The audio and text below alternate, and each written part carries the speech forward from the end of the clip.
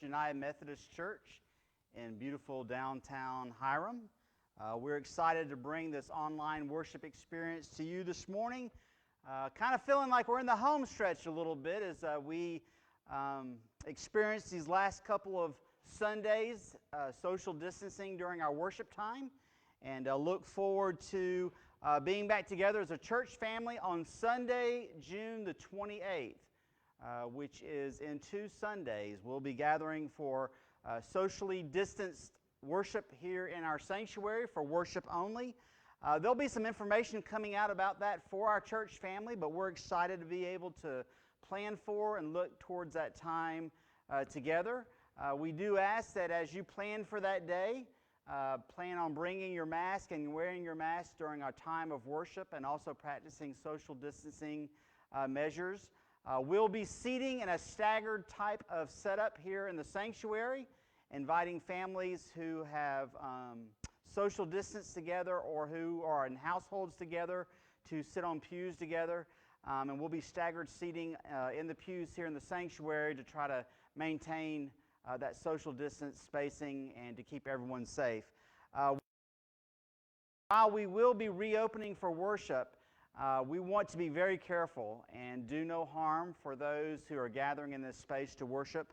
So we ask if you have any symptoms or if you have been ill or if a member of your household has been ill, we invite you to remain at home during these next few weeks and to continue watching and participating in our services online until you are well and past any potential sharing of viruses or anything with anyone here in the sanctuary, and we appreciate your care for our church family.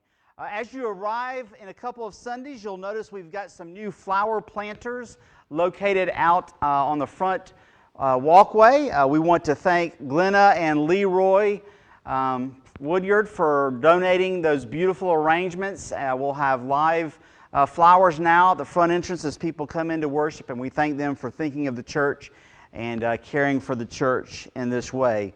On June the 27th, which is the Saturday before we open for worship, our Food for Friends ministry will be offering a drive-in only experience with those in our community who are in need of food. And we have a group of volunteers that are being trained for that and who will be prepared for that experience. So while that's not an open volunteer experience for everyone in the church family, we do want to announce that we'll be offering that drive-in food distribution that will be in our front parking lot. It will be by appointment only. We're going to be staggering our guests who will be coming in and staying in their cars as we serve them and provide food for them on that day. And we're excited to be doing that and offering that ministry again. All of our small groups, Bible studies, Sunday school classes, choir, all of our community groups, our scouting ministry, our Boy Scouts, our NA groups, those will all begin meeting at a much later date as we do a phased-in approach to reopening the church campus. We're really just kind of wanting to watch and to see how things progress before we open everything all at once. So we do appreciate your patience, and we remind you again to be looking for some information that's going to be emailed and mailed to our church family. So for those of you who get email, you'll be receiving that information. And for those of you who don't or who are unsure about how to open any type of attachments, we'll go old school snail mail and be mailing those letters out as well to keep you informed and let you know a little bit about what we'll be doing here as it relates to our reopening. We also have some items that we're going to be offering for donations. Due West United Methodist Church, the United Methodist Women's Group there has been gathering with others and making cloth masks, both elastic masks and those that tie. And we're going to have a selection of those that you can look at and choose from. If you would like to purchase one of those, we'll be selling those or offering those for a donation.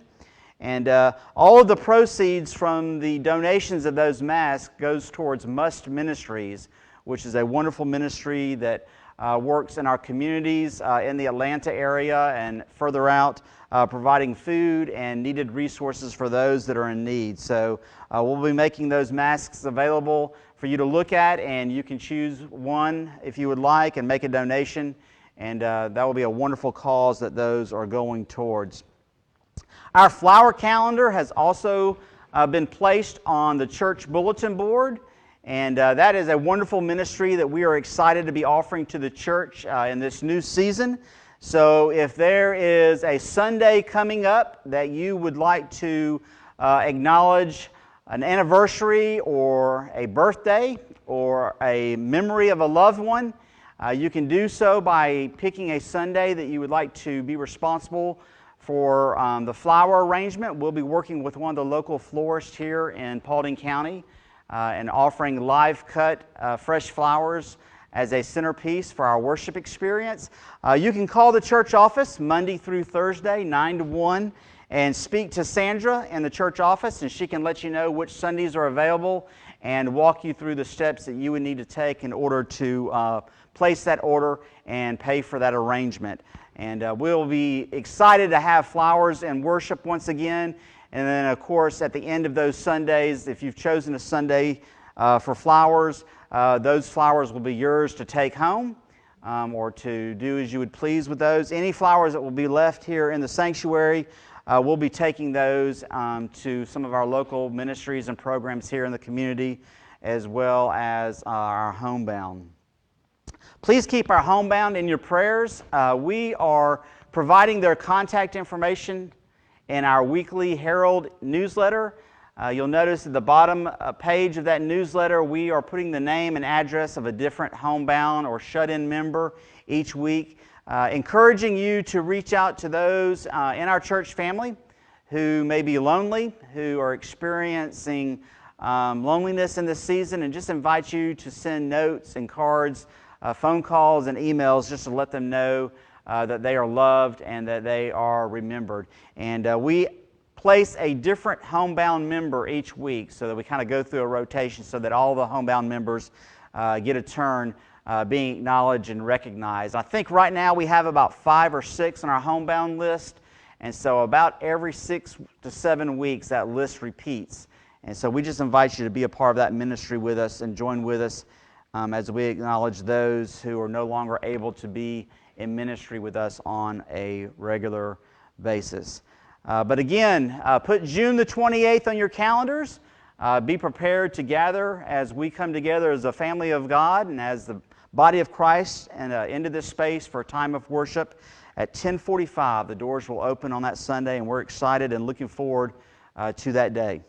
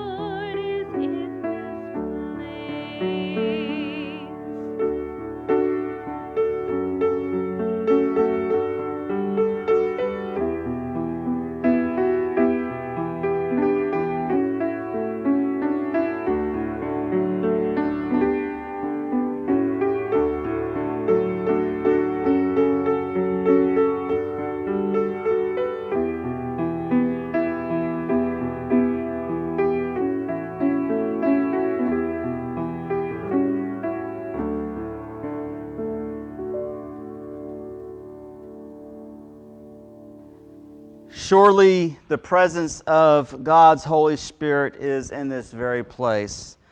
As we move into our morning prayer, I want to remind you that we continue to be active in ministries in this church and in the community, and your financial support helps us to do that.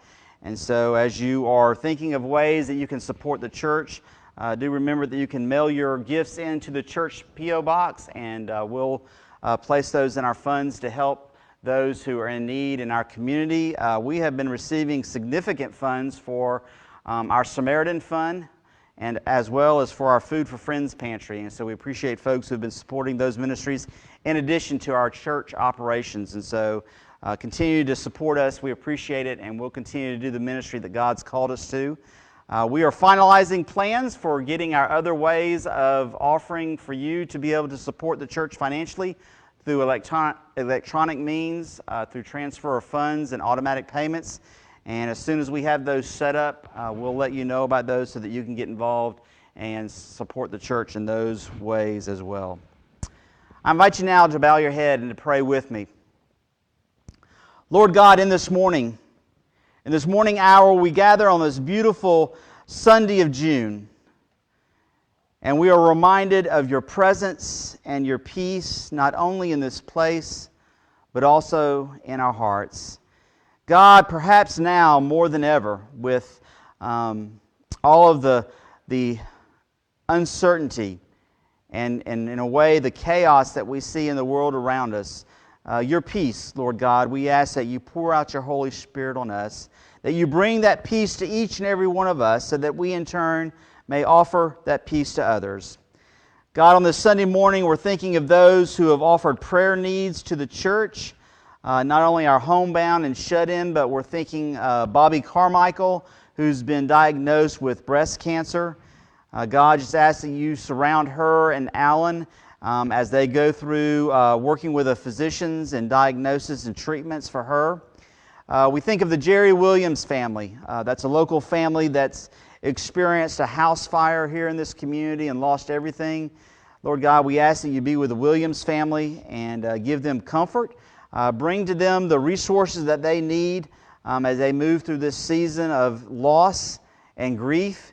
And if there are ways that our church may be a part of bringing this family whole again, Lord God, I pray that you would move on our hearts and show us that way. We want to lift up Evelyn Weaver, who is at home dealing with arthritic conditions in her back and just healing and trying to get strong again. So Lord God, we lift up Evelyn to you right now. Also want to lift up the Gaddis family. Both Danny and David are in the military, and ask that, Lord God, that you walk with them, that you give them comfort and peace, give them strength in this season as they serve in uniform, as they serve our nation.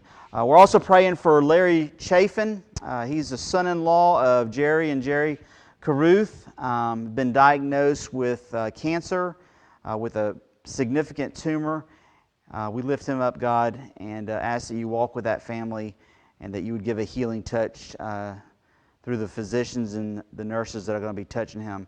We also think about our graduated seniors, those who are moving through this season, who are changing from one chapter of high school graduation into another chapter of life. Maybe it's employment. It may be serving an active duty in our uniformed services, perhaps going to technical school, seeking jobs for the first time, or even going to college. God, ask that you be with our graduated seniors, especially Jacob and Brooke, and give them comfort and discernment as they decide for themselves the path of employment or education or community service that you've called them to as they move forward into adulthood. And we look forward to the Sunday when we can be back together again as a church and celebrate Graduate Sunday with both of these young adults. Lord God, hear these prayers now as we pause in a moment of silent reflection and lift to you the needs of our hearts and souls.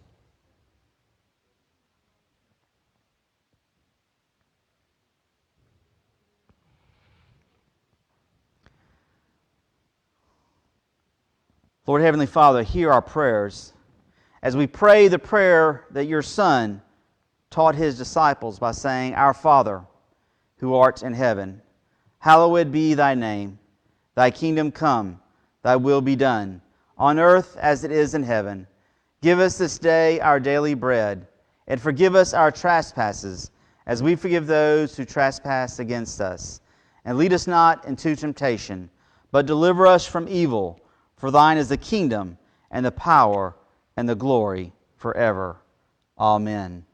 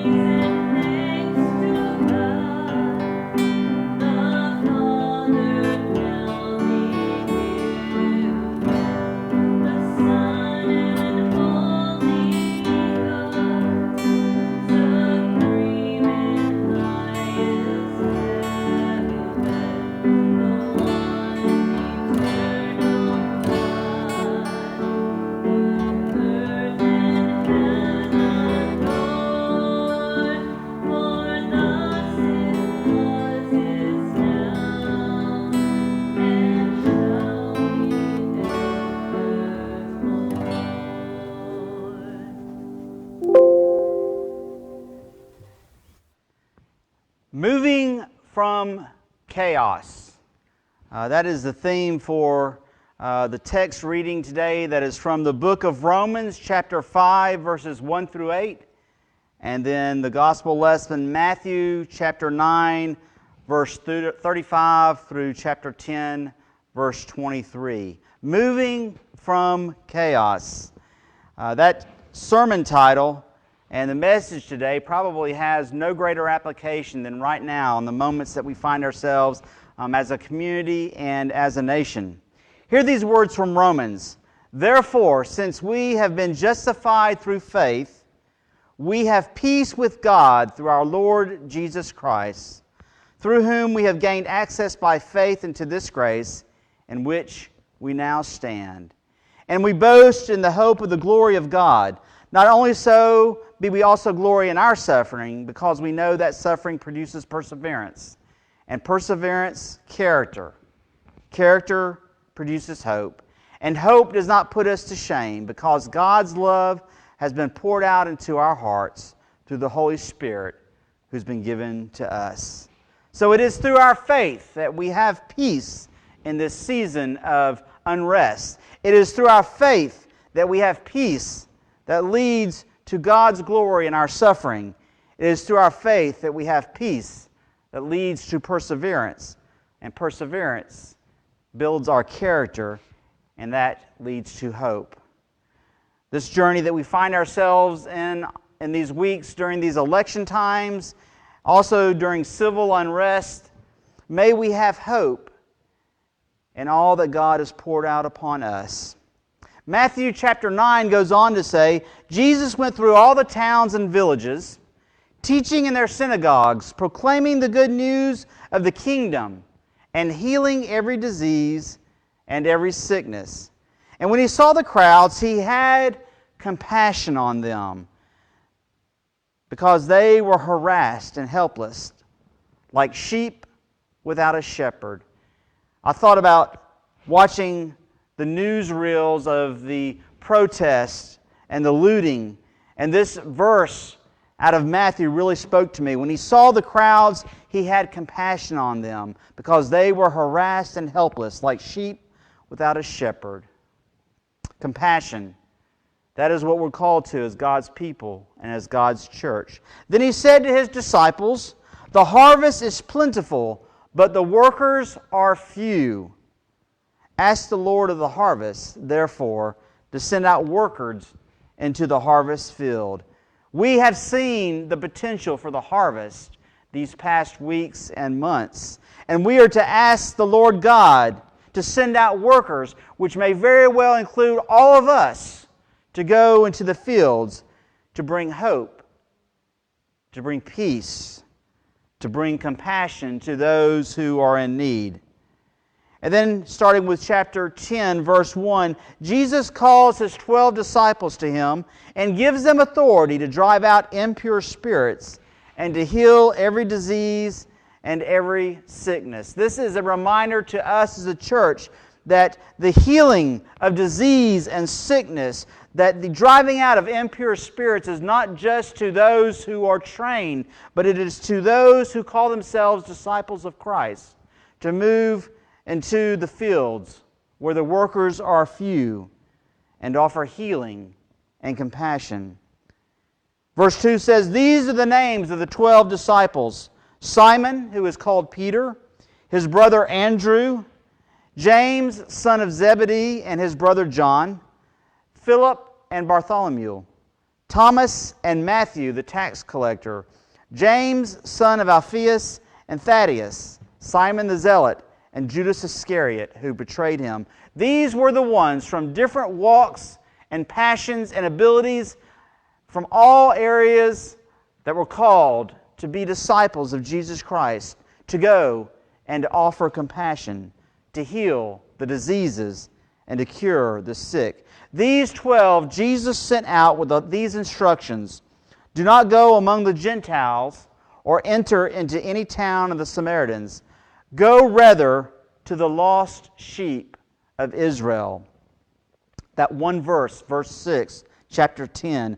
Go rather to the lost sheep of Israel resonates in my own spirit. That's where we're called to go. We're called to go to the lost sheep of Hiram, to the lost sheep of Paulding County, to the lost sheep of this world. And he tells us that as we go, we are to proclaim this message: the kingdom of heaven has come near. Heal the sick, raise the dead, cleanse those who have leprosy, drive out demons. Freely you have received, freely give. I think we can get so distracted in our own journeys and in our own challenges that we forget the ability to heal the sick, to raise the dead, to cleanse those who are diseased, to drive out demons is the responsibility of the disciples. It's the responsibility of the church, those who are called as followers of Christ. He goes on in verse 9 and says, "Do not get any gold or silver or copper to take with you in your belts. No bag for the journey or extra shirt or sandals or a staff." He simply tells them to take just as they are, with all that they have, and go. Go and do the ministry as a worker who is worth his keep. He's calling them, and he's calling us. Whatever town or whatever village that you enter, search there for some worthy person and stay at their house until you leave. And they, the church, will provide for you. And as you enter the home, give it your greeting. If the home is deserving, let your peace rest on it. If it is not, let your peace return to you. If anyone will not welcome you or listen to your words, leave that home or town and shake the dust off your feet. Let me repeat that verse again. Matthew 10, verse 14. He says, "If anyone will not welcome you or listen to your words, leave that home or town, shake the dust off your feet." Remember, the harvest is great, but the workers are few. There are so many who need to experience the compassion and the hope offered by Jesus Christ. And we need to go and to serve those who are in need. Truly I tell you, it will be more bearable for Sodom and Gomorrah on the day of judgment than for that town that you have left. He goes on in verse 16, he says, I am sending you out like sheep among wolves. Therefore be as shrewd as snakes and as innocent as doves. Be on your guard. You will be handed over to the local councils and be flogged in the synagogues. You see, just because we follow this Christian faith does not mean it will be an easy journey. Indeed, it will probably be a more difficult journey because we will be held accountable for the witness that we give. We will be called out and held up for the witness that we offer. We may even be handed over to the local councils and flogged. But show compassion, show peace. On my account, you will be brought before governors and kings as witnesses to them and to the Gentiles. But when they arrest you, do not worry about what to say or how to say it. At that time, you will be given what to say. You know, so often we worry about what we should say to someone who doesn't know Jesus Christ as our Lord and Savior. So often we wonder about what to say to someone who has lost a loved one, to someone who has experienced job loss or a broken relationship, or who have lost everything. In today's text, Christ tells us to show compassion. He reminds us that the workers are few, but the harvest is great. And He says, do not worry about what to say or how to say it. At that time, you will be given the words to share. I was thinking this week, someone that I was talking to, and we were talking about how we can go about sharing words of hope when someone is experiencing grief and loss. And sometimes, most times, it's not what we say. It's simply in listening, being there, offering compassion as the body of Christ. For it will not be you speaking, but the Spirit of your Father speaking through you. Brother will betray brother to death, and a father his child. Children will rebel against their parents and have them put to death. You will be hated by everyone because of me. But the one who stands firm to the end will be saved. When you are persecuted in one place, flee to another. Those are words of hope for us who are fighting this battle. For those of us who are disciples of Christ, sharing His peace and His words and His ministry with others. Right here in this text, Matthew says, we will be hated by everyone because of our relationship of Him. But the one who stands firm to the end will be saved. So my words to you this day are these words: to stand firm right where you are, to move into the fields and to harvest where the work needs to be done. When you are persecuted, flee from one place and go to another, because the work is great. Truly I tell you, you will not finish going through the towns of Israel before the Son of Man comes. And those final words reminds us that we need to be at work. And it will be in the midst of our work when Christ Jesus will return, the Son of Man, our Lord and Savior. Let us pray. God, may your holy word move within us today. May our eyes be open so that we can see, our ears so that we can hear, and our hearts so that we may understand. In reading of this text from Romans and from Matthew, Lord God, may the words of my mouth and the meditation of my heart be pleasing to you, Lord, my rock and my redeemer. Hide me, hide each of us, your humble servants, behind the shadow of the cross. Amen. In the midst of chaos of this world, we are reminded that God is with us. That God is with us in our moments of greatest joy. That God is with us through the inevitable chaos. That God is with us through the sorrow that we may experience. God is with us in our friends and our families.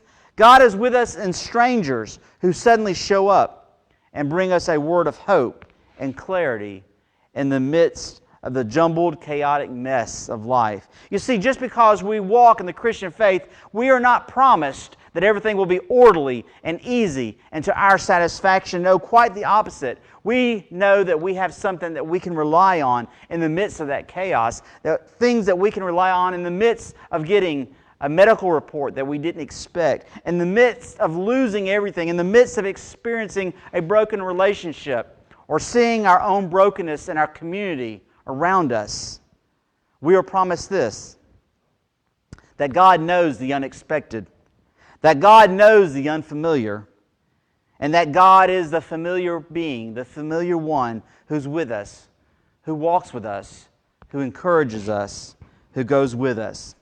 Psalm 116 offers these words of hope. Perhaps these words will speak to you this morning as you deal with your own loss, your own brokenness. These words say, "I love the Lord who has heard my voice and my supplications. He has inclined His ear to me whenever I called. The snares of death encompassed me. I suffered distress and anguish. Then I called on the name of the Lord. Save my life.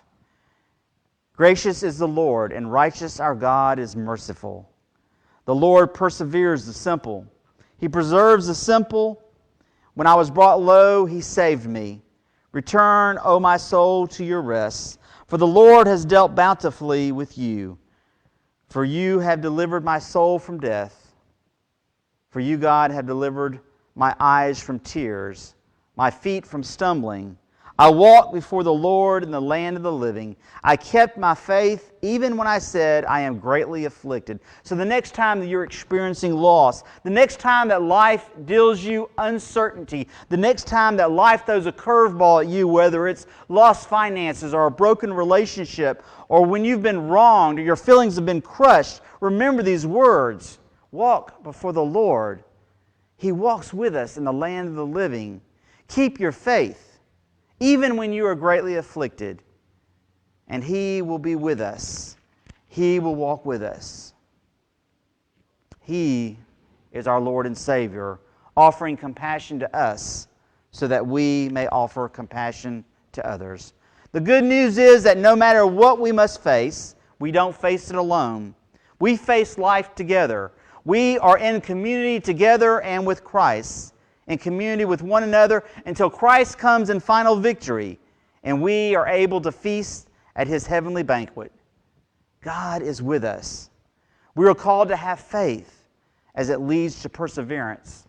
Perseverance as it leads to character, and character as it leads to hope.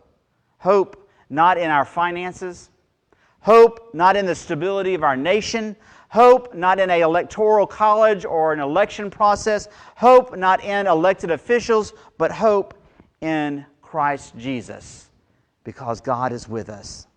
Jesus has sent us, just as He has sent His disciples over 2,000 years ago, to heal, to bind up. He reminds us that the harvest is great and the workers are few. But remember this, that God goes with us. Do not go to that which we know and are comfortable, but go to the lost. Go to where we're called upon, where we're needed.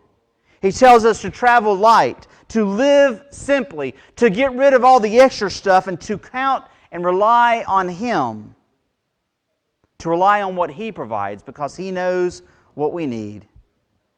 It will be difficult, but He gives us His word today. We will be like sheep amongst wolves, but we are called to be wise to our surroundings. We are sent together, not alone. We will not be done before Christ Jesus returns, but we are called to persevere, to have faith as He leads us in perseverance that leads to character, that leads to hope. God is with us on this beautiful Sunday of June, when so much around us seems confusing and conflicted. What is the chaos that you are facing today? Is it fear from a virus that's unseen? Is it nightly news of protests and looting? Is it wondering about finances? Is it broken relationships? What is the chaos that's going on in your life today? What struggles do you find yourself in the midst of, and you're wondering how to get out? Regardless of what we face, regardless of what we find, regardless of where we find ourselves, Christ Jesus goes with us. He and His Holy Spirit not only goes with us, but protects us. Protects us in a way that is not a way of this world, but protects us in a way so that as sheep amongst wolves, we will not be harmed. That is having faith. That is trusting Jesus when everything else around us seems to be falling apart. That is trusting Jesus. When things are going great and things are going just as we planned and prayers are being answered and finances are moving smoothly, trust Jesus. Give all honor and glory to Him in the midst of your trials and tribulations and in the midst of your celebrations and joys. Give all honor and glory and praise to Him. Christ is standing at the doors of the church, reminding us that the harvest is great, that the fields are plentiful, but the workers are few. He's called us to heal. He's called us to go. He's called us to bind up, to teach, to baptize, to pray over. He calls us to be the church, which is much more than just these four walls and the roof.